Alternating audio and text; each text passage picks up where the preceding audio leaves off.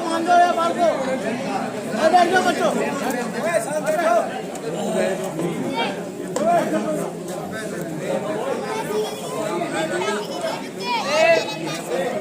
यह वन तो कुछ अनोखा ही प्रतीत होता है। पशु विचरते दिखाई देते हैं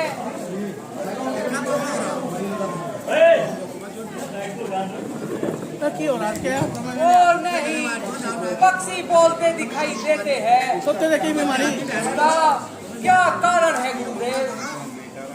बेटा राम, इसका कारण वह देखो, पत्थर की पड़ी हुई शिला देखो। पत्थर की शिला, इसका क्या कारण है प्रभु? बेटा, यह शिला किसी समय अहिल्या नामक बड़ी सुंदर और कोमल स्त्री थी। एक लगती टांग के 3 हिस्से करता है। मैं ऋषि गौतम बड़े बड़े कर्मकांडी और धर्मपरायण थे।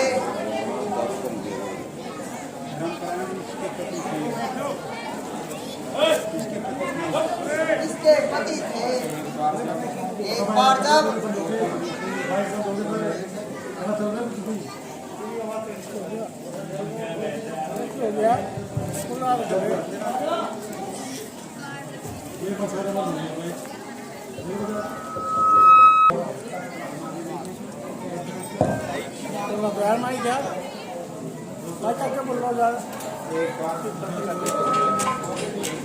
एक बार जब गौतम ऋषि अर्धरात्रि के समय गंगा स्नान करने गए तो देवताओं का राजा इंद्र इसके रूप पर मोहित हो गया और गौतम ऋषि का रूप बनाकर इनके घर चला आया और इसके साथ ब्याह भी विचार किया।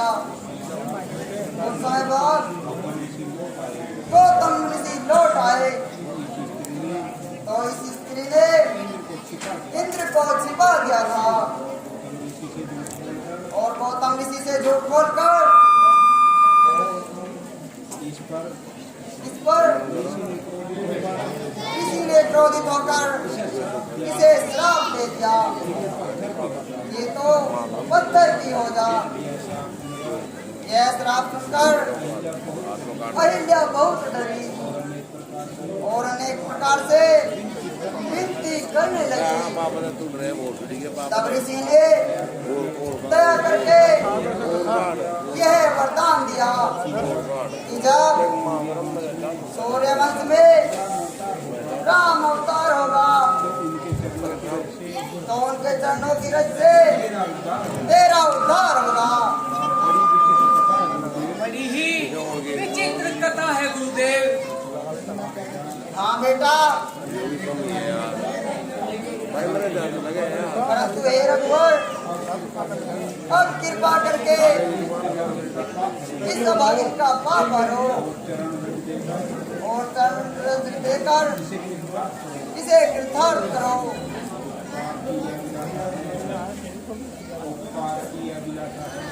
उपकार की अभिलाषा है, रघुकुल उपकार करो। अब केवल आस तुम्हारी है और तुम ही इसका उद्धार करो। एक आता गले का माइक दे दो। ऐसी आज्ञा गुरुदेव। गले का माइक भी तो होना चाहिए था। माइक लागत दे रहे कौन नहीं दे रहा माइक? अभागन हूँ जो आपके चरण छुए हैं, आपने मेरा श्राप धर लिया। भगवान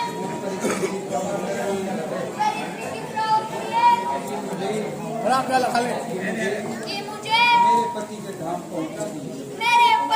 धाम पहुंचा दीजिए तथास्तु।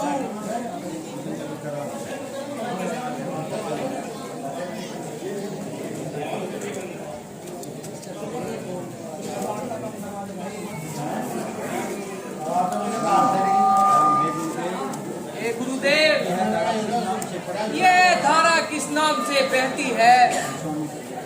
बेटा, इसे तरन तारिणी गंगा कहते हैं। वह किस प्रकार गुरुदेव? तेरा तुम्हारे उच्च कुल में सगर नामक एक राजा हुए। उनकी दो सुंदर रानियां थी। एक का नाम सुरुचि और दूसरी का सुनीता था। अंत में मुनि ने प्रसन्न होकर यह वरदान दिया कि केसरी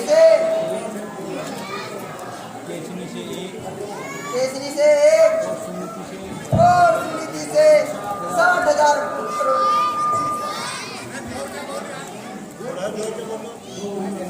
लौट आए।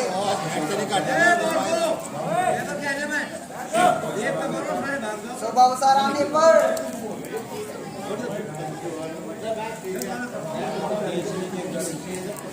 केसरी की तरफ से असमंजस नामक पुत्र पैदा हुआ और सुनीति के तरफ से तुम भी पैदा हुई, जिसमें से 60,000 पुत्र पैदा हुए। राजा सगर अपने 99 पूर्ण कर चुके थे। जब 100 यज्ञ करने लगे तब इंद्र भयभीत हो गया और अश्वमेध यज्ञ का घोड़ा कपिल मुनि के आश्रम में बांध दिया। राजा की आज्ञा से उनके 60,000 घोड़ा ढूंढने के लिए चल दिए और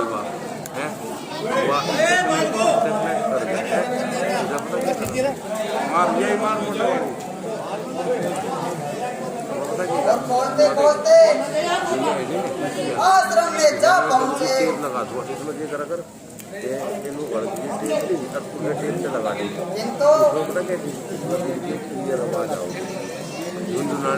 मेरे लेख को वो तो जब 10% महादेव के अतिरिक्त उनके तार गए और कोई नहीं और रोक वहाँ सकता। मुझे बता दे मुझे भाई आवाज लगा दे जो वो दूसरी पहले उनको दो रहे पसंद करो। मैं वह दूसरी लगा दूँ वहाँ जाके 2 डिब्बी खड़ी देर पे बस सुनो वे दो शिव जी की आराधना करके एक बार के लगाऊंगा ना वो 1, 1.5, 2 घंटे से उनको प्रसन्न किया एक फिर दूसरी लगाऊंगा ना देखो और गंगा जी ये को 2 पूरी उतार देगी इधर वो डाल देगी। मृत्यु रोग में आना पड़ा। धन्य है गुरुदेव, धन्य हो।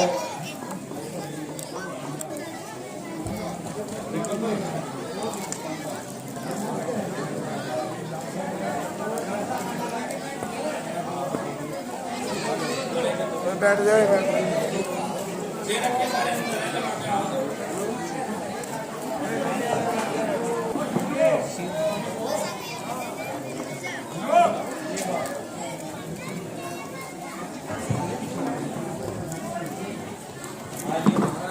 आइए महाराज, पधारिए। आप मेरे यजमान हैं। नहीं महाराज, यह झूठ बोलता है। आप मेरे यजमान हैं। कदापि नहीं, आप मेरे यजमान हैं। अरे क्यों बातें बना रहे हो? ये तो आदिकाल से हमारे यजमान है। जाओ। नहीं नहीं, आप अपना रास्ता देखो। दूसरों में यजमानों को ठगना अच्छी बात नहीं है। अरे भाई, इस तरह झगड़ने से कोई लाभ नहीं होगा। जो महाराज जीवन सावली सुनाएगा वही दक्षिणा पाएगा। ठीक है, बिल्कुल ठीक है। अच्छा, आप देखो, मैं महाराज की वंशावली सुनाता हूँ। महाराज, ये सब आपको धोखा दे रहे हैं। आपके पंडे असल में हम ही हैं। आपके राज्य में सबसे पहले राजा अव्यक्त हुए, जिनका पुत्र ब्रह्म और ब्रह्म का मारीच और मारीच का पुत्र कश्यप हुआ। राजा कश्यप के यहाँ महाराजा सूर्य का जन्म हुआ, जिनके नाम पर आपके कुल को सूर्य वंश भी कहा जाता है। और राजा परतु के यहाँ त्रिशंकर और त्रिशंकर के धरिमार आए और धरिमार के राजा जनासु आए। इसके पश्चात जनासु के मंदाता और मंदाता के सिंधु आए, जिनके 60,000 पुत्र कपिल मुनि के श्राप से जलकर भस्म हो गए। अंशुमन के राजा दिलीप और दिलीप के राजा भगीरथ हुए, जो इस तरह तारिणी गंगा को मृत्यु लोक पर लेकर आए। इन्हीं भगीरथ के पुत्र का नाम काकस और काकस के पुत्र का नाम रघु था, जिनके नाम पर आपके वंश को रघुवंश कहा जाता है। राजा रघु के यहाँ राजा कल्पनाथ और कल्पनाथ के पुत्र राजा संग और राजा संग के सुदर्शन हुए। सुदर्शन के यहाँ राजा शिवशंकर हुए। यही आपकी वंशावली है महाराज। अरे शांति से लीला को सुनिए, शांति। रघुवंश के पांडे तुम ही हो। ये है लो, अपनी दक्षिणा लो। ठीक है भगवान, अब हमें आज्ञा दीजिए।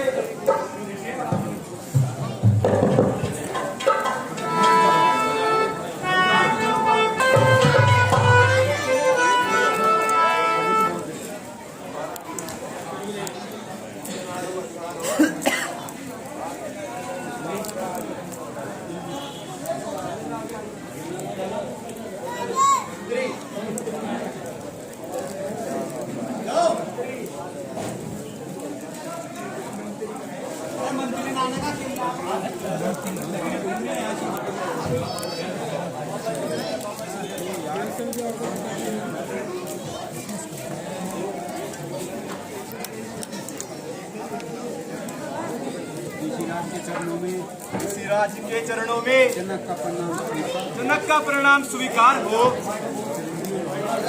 राजन कल्याण हो। ऋषिराज, आपने बड़ा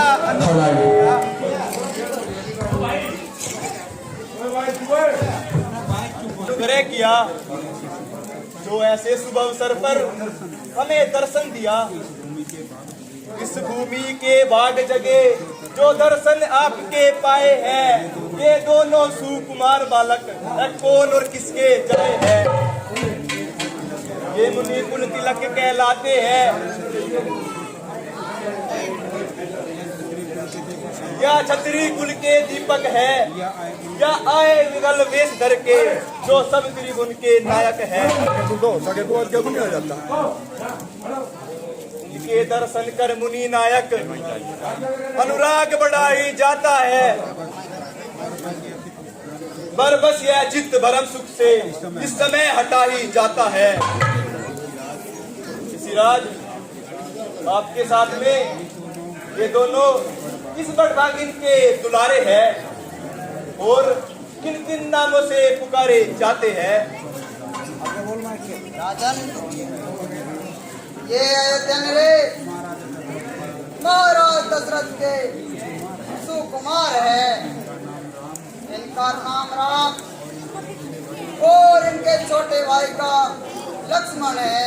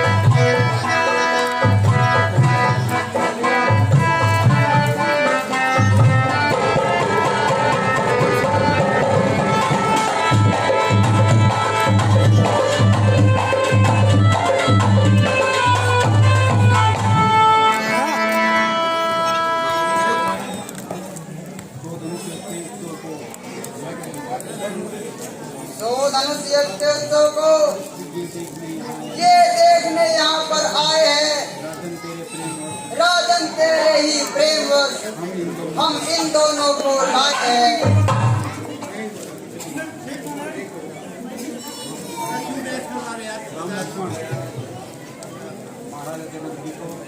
राजा जनक जी को हमारा प्रणाम स्वीकार हो। जीव रहो पुत्रो। खुले हैं मिथिलापुरी के भाग, नगरवासी विचारों के गुरु के साथ ही दर्शन मिले। दशरथ दो दुलारों के राजन।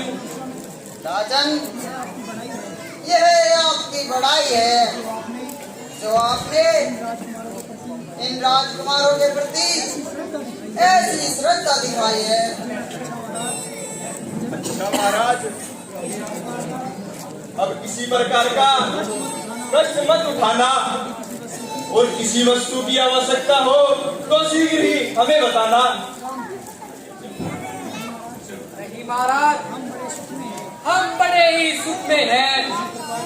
हमें किसी प्रकार का कोई कष्ट नहीं है। आपका प्रबंध सराहने योग्य है। निसंदेह मुनिवर की कृपा से यहाँ पर हो गया आना। लिखा था भाग्य में अपने दर्शन आपके पाना। राजन, आप हमारी ओर से निश्चित रहिए, हमें कोई कष्ट नहीं है। अच्छा महाराज, तो अब मुझे जाने की आज्ञा दीजिए, क्योंकि मुझे दूसरे अतिथियों से भी मिलने जाना है। अच्छा राजन, आराम से जाओ।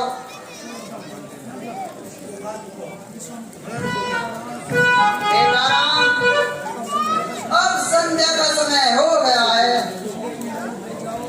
इसलिए तुम दोनों भाई जाओ और पूजा के लिए कुछ पुष्प ले आओ। जैसी आज्ञा महाराज।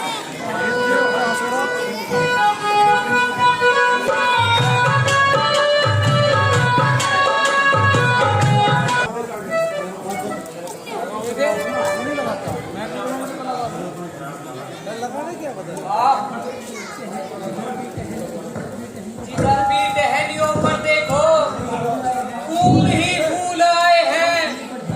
खिली पड़ती है कलियां भी, डालियों ने सिर झुकाए हैं। क्या वाटिका है, सरोवर ताल निर्मल है। किलोल हंस करते हैं, मधुर वाणी से पक्षी बोल रस कानों में भरते हैं। क्यों न हो भ्राता जी, स्वर्ग से बढ़कर न क्यों भूमि में फिर में धाम है। धन्य है वह बाग जिसमें राम को आराम है। देखो लक्ष्मण, शोभा लटक रही है कई फूलों की डार में। सुंदर कमल है खिल रहे कहीं जल की धार में। फल फूल डाल डाल की शोभा बढ़ा रहे हैं आज। है कल्प वृक्ष वृक्ष को लज्जित बना रहे हैं। ओ जरा इधर तो देखो,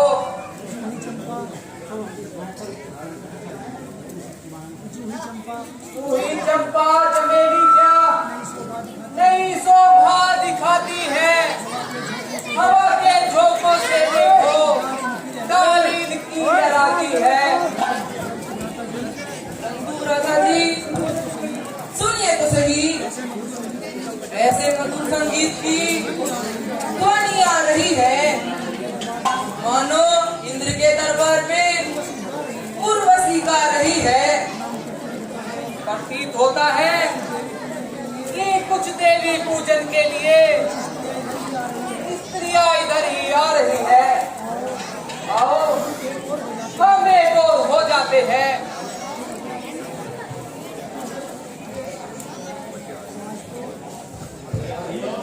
आज तो भगवान ने अनोखी शोभा दिखाई है।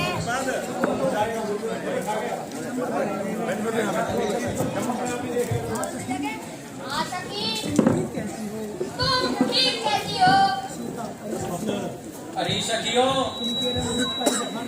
इनके रंग रूप का ही बखान करती हो या कुछ इनकी सुगंधि की ओर भी ध्यान करती हो? जिन्हें है रूप प्यारा, चाह वे सूरत की करते हैं। शाबाश बेटे। जो गुणों को चाहते हैं वे कहाँ रंगत में मरते हैं।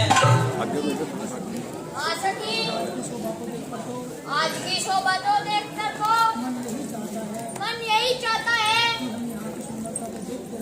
कि यहाँ की सुंदरता को देखते रहे। शाबाश बेटे।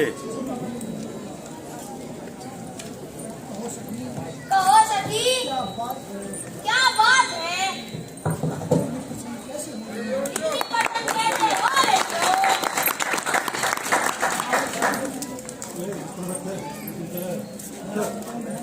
क्या बताऊं मैं? क्या बोलो? यहाँ की सैर करने आज तो सुकुमार आए हैं। शाबाश बेटे। अनोखा रूप है सुंदर, जो मन को सुभाए है। ओए बिल्कुल शांत।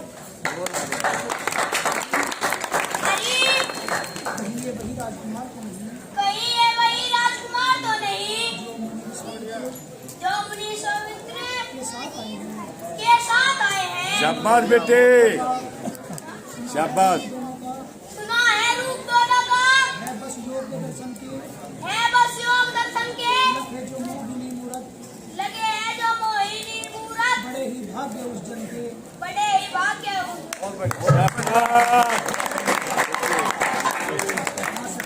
हाँ सखी, सचमुच यही बात है।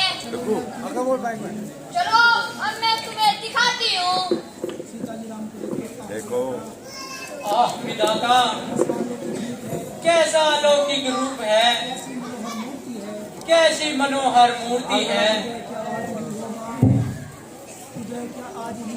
उदय क्या आज ही होगा? शाबाश बेटे। मेरे सौभाग्य का तारा मिला है आज उपवन में, क्या मेरा प्राण आधारा। शाबाश बेटे।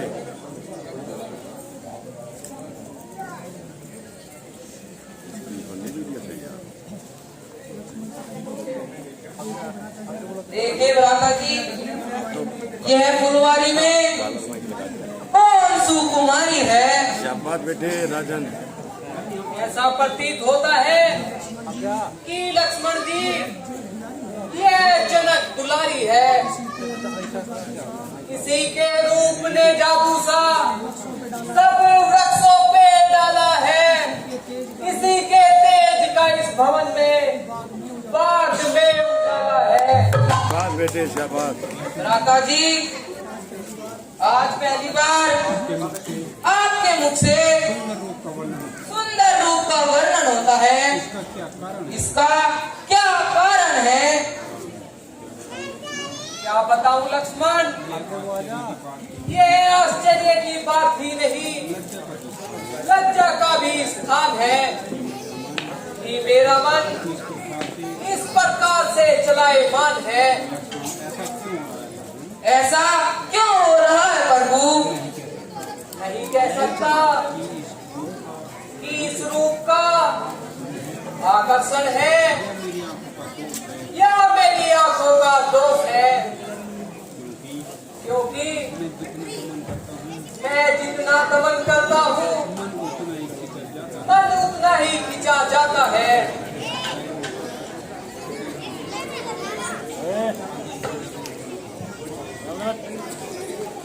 ओए बच्चों, ओए शांत है, शांत। राजकुमारी, तुम बड़ी देर से उस ओर क्या देख रही हो? धन की चोरी तो नहीं हो गई? बताओ बहन, अपने मन की सलाह तो बताओ।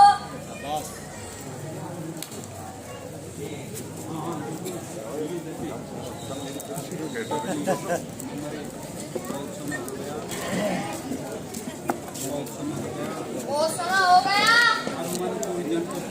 अब मन की उलझन को छोड़ो और मंदिर में चलकर पार्वती जी का पूजन करो। शाबाश बेटे ओ, शाबाश। मैं तो अपने ही विचारों में खो गई थी। चलो अब शीघ्र चलकर माता पार्वती के दर्शन पाएं। चलो सखियो चलो घूम लो यहीं कोई रंग को घूम लो।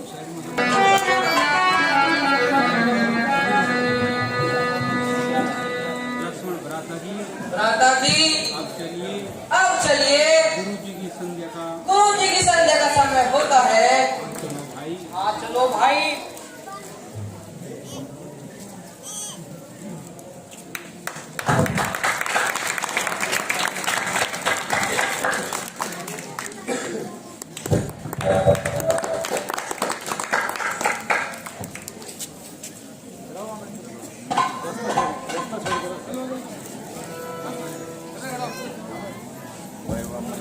बहुत बढ़िया।